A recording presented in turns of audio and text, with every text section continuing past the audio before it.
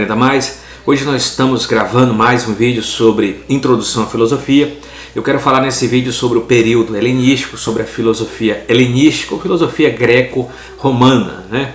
Convido você para adentrar o nosso canal Teologia Aprenda Mais, deixe o seu like, compartilhe nossos vídeos, acesse as nossas playlists, você vai ver diversidade de vídeos de conhecimento teológico, filosófico, sociológico, antropológico e tudo mais. Acesse o nosso canal, Teologia Aprenda Mais. Então, o período helenístico é um período muito importante da filosofia grega, né? Do grego, helenístico significa, helenístico significa falar grego, né? Viver como os gregos, essa que é a palavra helenístico. A palavra helenístico vem de Hélade. Hélade é o nome da Grécia, né? É o nome da região lá onde que fica Atenas, né? A palavra Grécia foi cunhada, foi criada pelos romanos, né? Os romanos que chamavam Grécia, né? Mas o nome é Hélade. É daí que vem a palavra heleno, né? Heleno é o cidadão que mora na Hélade, né? Que é a Grécia, ok? Então, também conhecido como greco-romano, filosofia greco-romana, no final do século III, né? Antes de Cristo, até o século IV depois de Cristo. Nesse longo período que já alcança Roma e o pensamento dos primeiros padres da igreja, que são a era patrística, que vai ter nesse período também, a filosofia se ocupa sobretudo com questões da ética, do conhecimento humano, das relações entre o homem e a natureza e do âmbito de Deus, partindo da filosofia greco-romana, da filosofia helenística, até o período da filosofia patrística, né, que vai esse período de longa duração. Nesse processo de expansão, de ampla divulgação, a filosofia acaba a se dissipar em pequenas escolas, perdendo a força das grandes sínteses, né? As condições de vida e da cultura não lhes são propícias. Surgem assim pequenas escolas filosóficas, tais como pequenas escolas filosóficas dentro da filosofia helênica, filosofia greco-romana, e as escolas filosóficas está aqui. As escolas filosóficas período helenístico, desenvolvimento. Tem a escola filosófica, o ceticismo, olhar distante, examinar, observar. É a doutrina que afirma que não se pode obter nenhuma certeza a respeito da verdade, que implica numa condição intelectual de dúvida permanente, na admissão da incapacidade de compreensão de fenômenos metafísicos, religiosos ou mesmo da realidade. Então, temos a filosofia voltada para o ceticismo, uma filosofia também do cinismo, né? Com Diógenes. Foi uma corrente filosófica fundada por um discípulo de Sócrates chamado de Antístenes, e cujo maior nome foi Diógenes de Sinopse, por volta do século IV a.C., que pregava essencialmente o desapego aos bens materiais externos. O termo passou posteriormente como a adjetivação pejorativa de pessoas sem pudor, indiferentes ao sofrimento alheio, né? Então temos a filosofia cínica e de Diógenes, né? Tem aquela célebre cena lá, aquele contexto que quando Alexandre chega, Diógenes morava em um barril, tinha um cajado, né? Um bordão de pão, e de lá ele se alimentava, dormia, né? Ia na praça pública, mijava, defecava, né? Era um homem que procurava impactar, né, a sociedade através do seu comportamento, da sua parresia, como disse Foucault, né? É assim um contexto de tocar na sociedade através do comportamento indiferente, sem pudor. E uma certa feita, Alexandre Magno, Alexandre o Grande, chegou lá em Atenas, foi à procura de Diógenes. Lá ele estava dormindo, como sempre, em seu barril. E Alexandre perguntou para ele, o grande imperador, né, o grande conquistador Alexandre: o que tu queres que eu faça por você? E Diógenes olhou para ele: eu quero que você saia de frente do meu sol, né? Parece uma coisa tão irreverente, mas ficou aquela questão do grande impacto daquilo que o sol, o reflexo solar, a temperatura, né, e muito mais, valia mais do que o próprio imperador e no pedido que ele queria que fizesse, né? Então nós temos aí o estoicismo, é uma doutrina filosófica que afirma que todo o universo e corpo é governado por um logos divino, uma alma, né, que governa o universo. A alma está identificada com esse princípio divino como parte de um todo ao qual pertence. Esse logos, ou razão universal, ordena todas as coisas. Tudo surge a partir dele e de acordo com ele. Graças a ele o mundo é um cosmo, termo que emprega em grego significa harmonia. Cosmos significa harmonia em grego. Então, nesse mundo, nessa filosofia estoica, né, a filosofia estoica tem um universo, tem uma alma que governa o universo, tem um logos, né, universal que governa todo o cosmos, né, toda a regência do destino das pessoas, do comportamento das pessoas em si. O epicurismo é o sistema filosófico ensinado por Epicuro de Samos. Epicuro propunha uma vida de contínuo prazer como chave para a felicidade. Esse era o objetivo de seus ensinamentos morais. Para Epicuro, a presença do prazer era sinônimo de ausência de dor ou de qualquer tipo de aflição.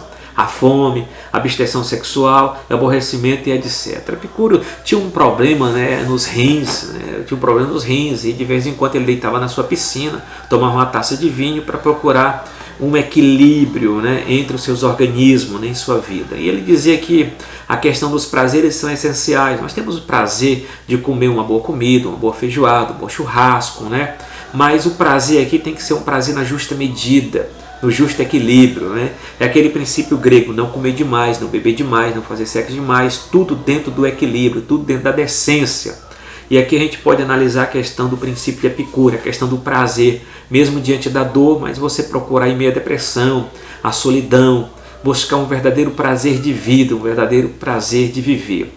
E nesse mundo greco-romano tinha uma palavra-chave, uma palavra de ordem que dizia carpe diem, cultive o dia de hoje, procura viver o dia de hoje, procura cultivar o dia que você está vivendo. Então, esse é um dos maiores prazeres, estar vivo, estar buscando a felicidade, buscando a felicidade. Então, é uns prazeres essenciais que devemos ter e devemos fazer na procura de tudo que é essencial para nossas vidas. Eu quero falar agora sobre a filosofia patrística, de modo sumário também, como os demais, modo sumário. Quero falar sobre a filosofia patrística, que já gravei um vídeo sobre os pais da igreja, ressaltando sobre questões voltadas para ele.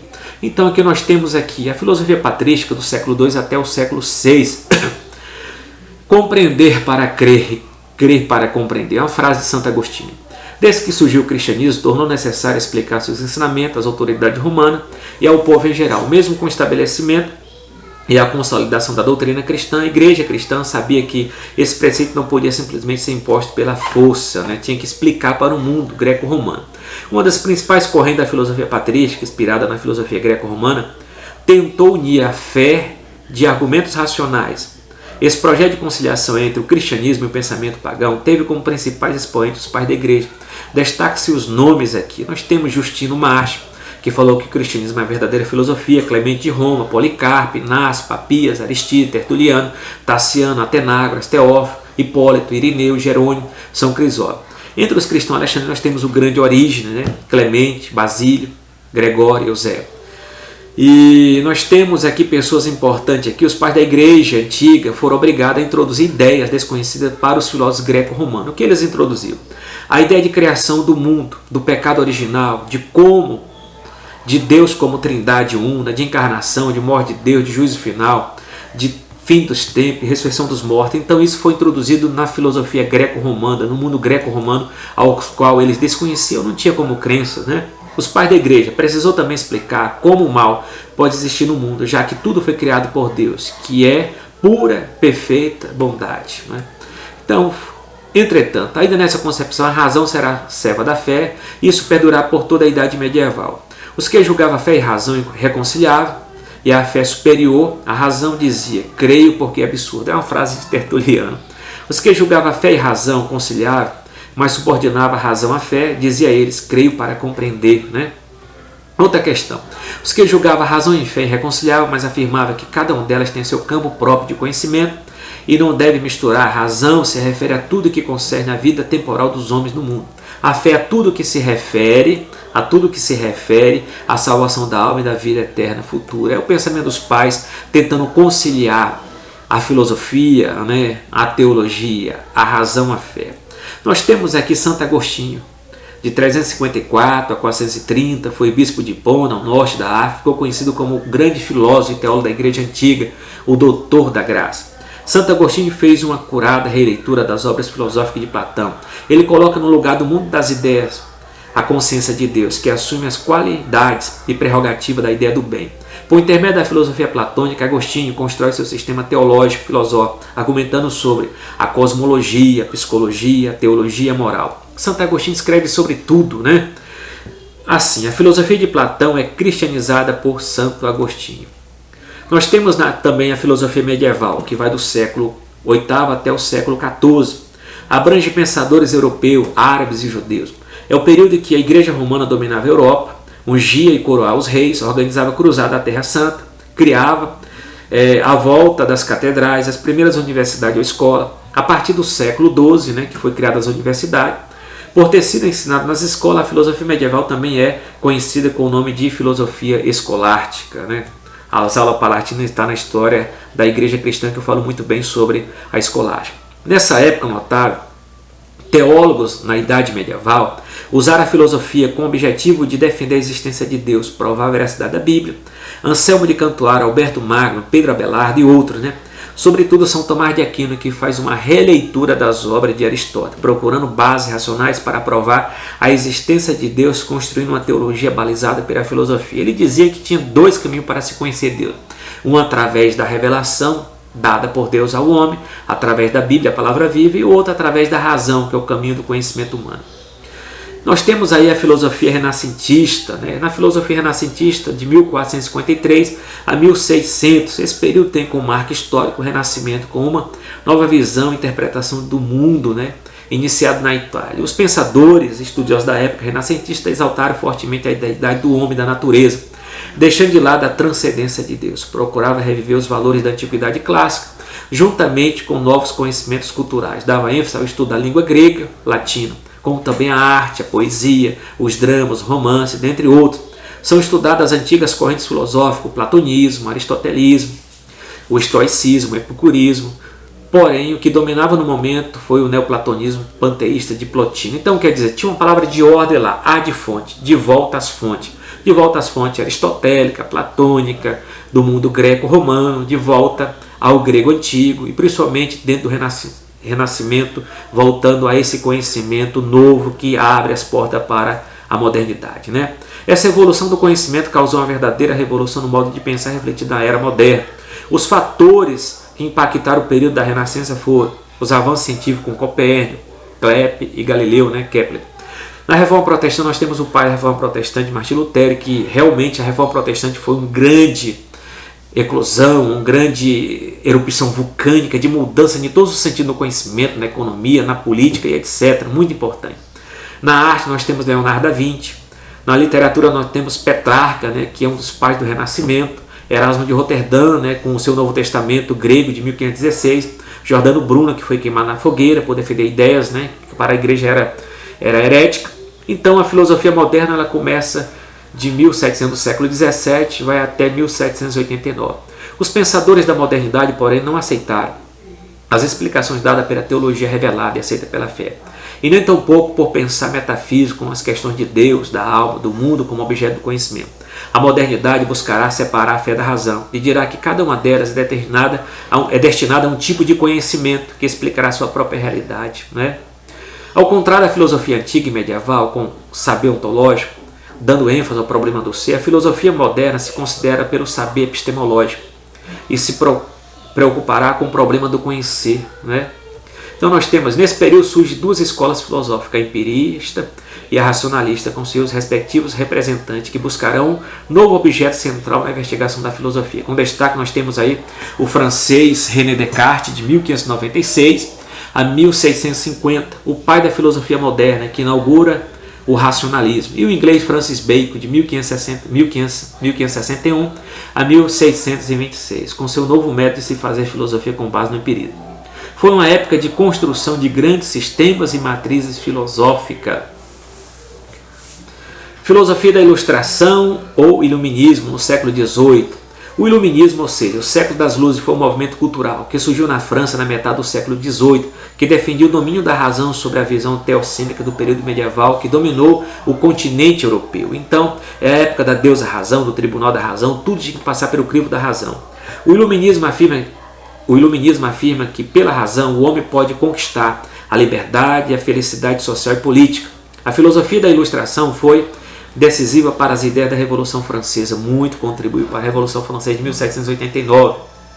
Outra questão, principais filósofos da Ilustração. Os principais filósofos do século das luzes foram Diderot, D'Alembert, Voltaire.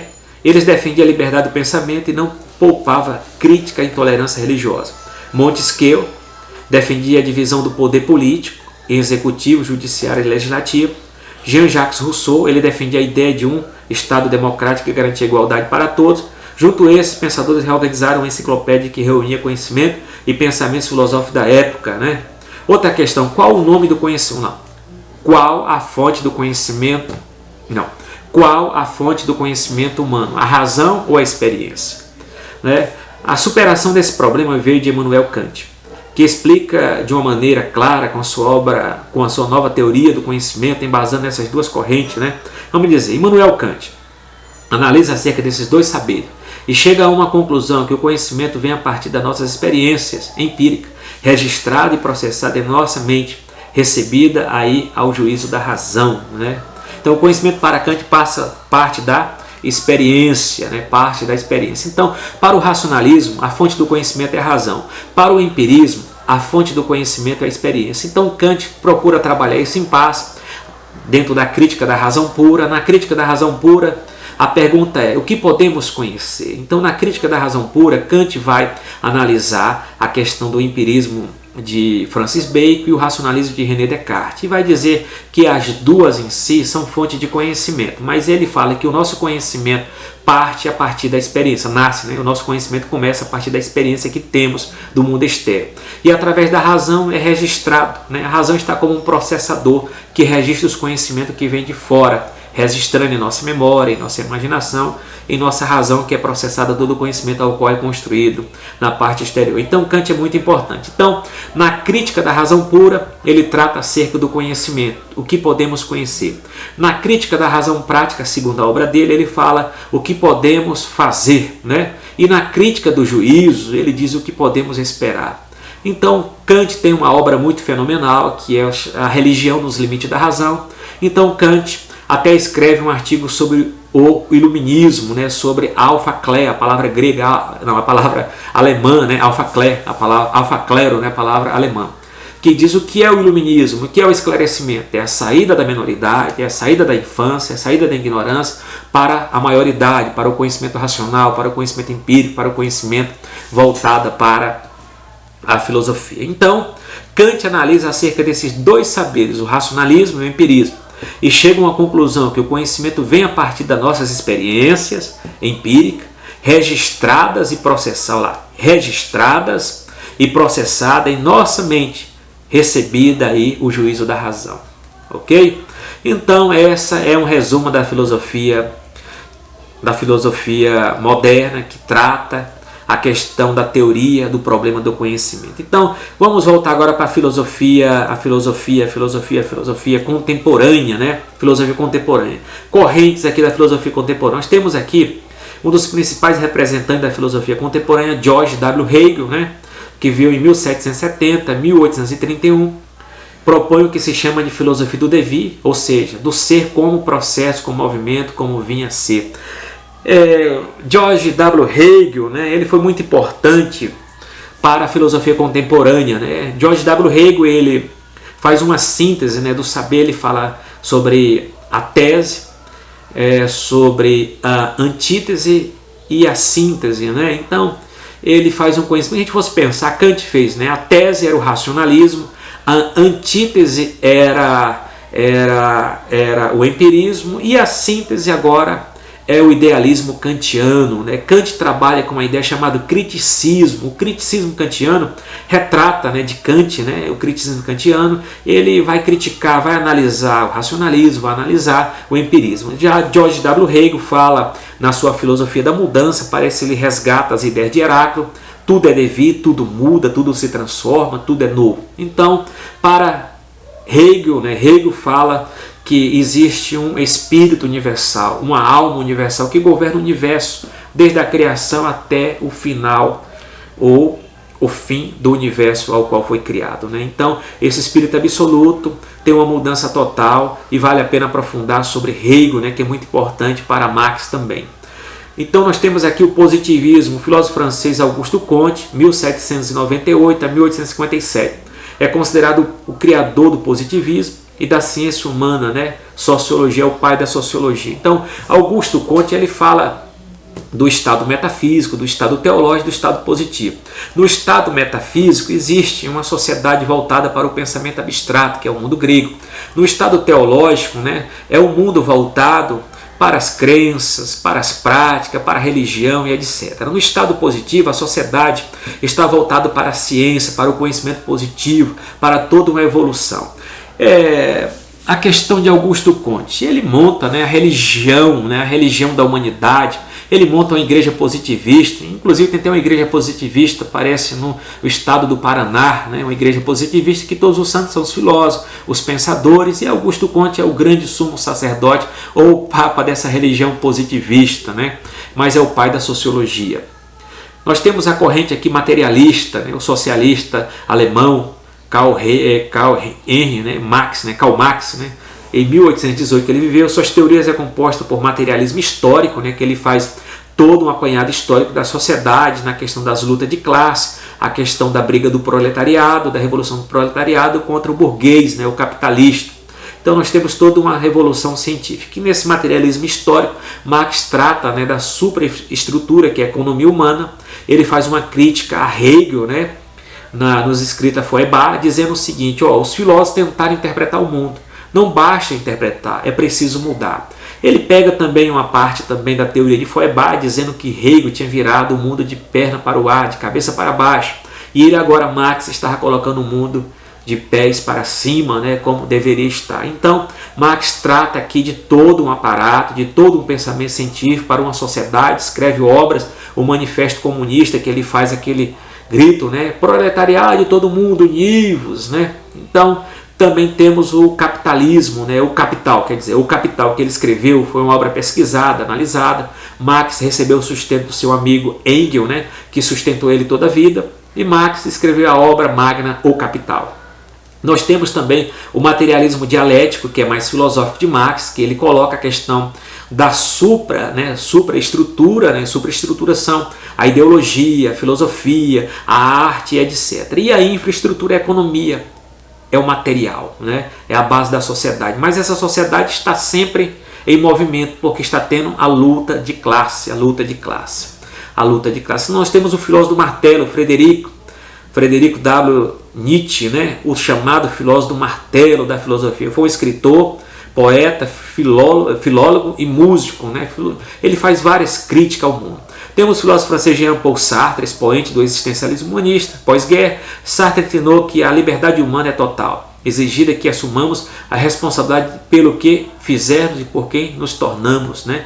Isso aqui é o pensamento da filosofia com forma sumária, que eu pude abordar numa introdução voltada para o pensamento, de todo o pensamento filosófico. Mas filosofia é a teoria do conhecimento humano. Shalom. Aprecie esses vídeos como provocação, como crítico, vídeos que devemos analisar. E termino com a palavra do filósofo francês Merleau-Ponty: a verdadeira filosofia é reaprender a ver o mundo. Ou então, na filosofia de Paulo Giraldelli, né? A filosofia é a desbanalização do banal, ou seja, é a desbanalização do mundo. Shalom, entre no nosso canal Teologia Aprenda Mais, acesse os nossos likes, compartilhe nossos vídeos e se inscreva, e até a próxima.